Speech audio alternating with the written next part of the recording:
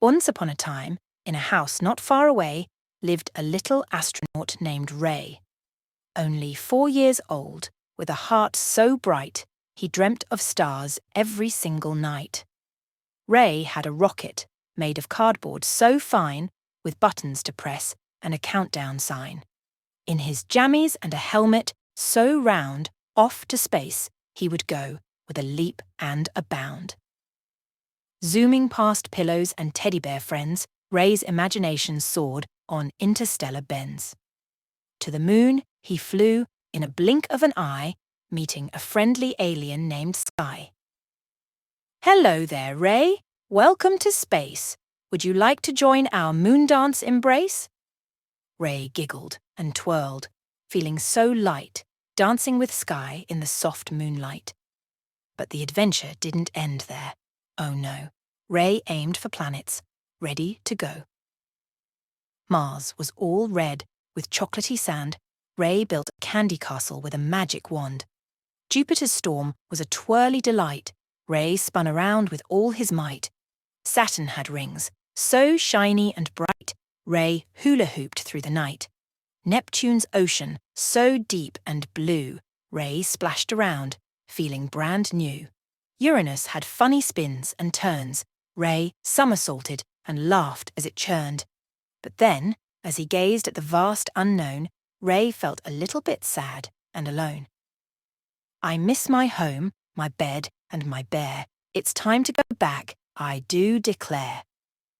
With a button press and a rocket whoosh, Ray zoomed back home in a cosmic rush.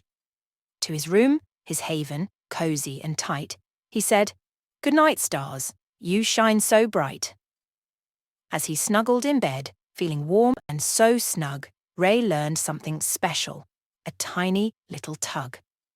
No matter how far or how high he may roam, home is where love is, sweet as honeycomb. And so, dear children, as you close your eyes tight, embarking on dreams in the soft moonlight, remember young Ray and his magical flight. Good night, little astronauts. Sleep well tonight. Once upon a time, in a little town, lived a cute raccoon known as Mr. Brown. With fur so soft and eyes so bright, he'd giggle and chatter throughout the night.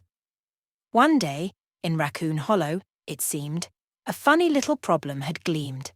The townsfolk were puzzled, a bit out of sorts, for hands weren't as clean as they should be, of course. Now Mr. Brown, being clever and wise, decided to address this concern in no time. He called a town meeting under the moonlight to teach all his friends what was right. "Listen up, my dear pals," said Mr. Brown. "We've got a small issue we must all disown. Our hands need a scrub, a rub-a-dub-dub, to keep germs away from everyone's hub." He gathered the animals, big and small, from the raccoons to the squirrels, one and all.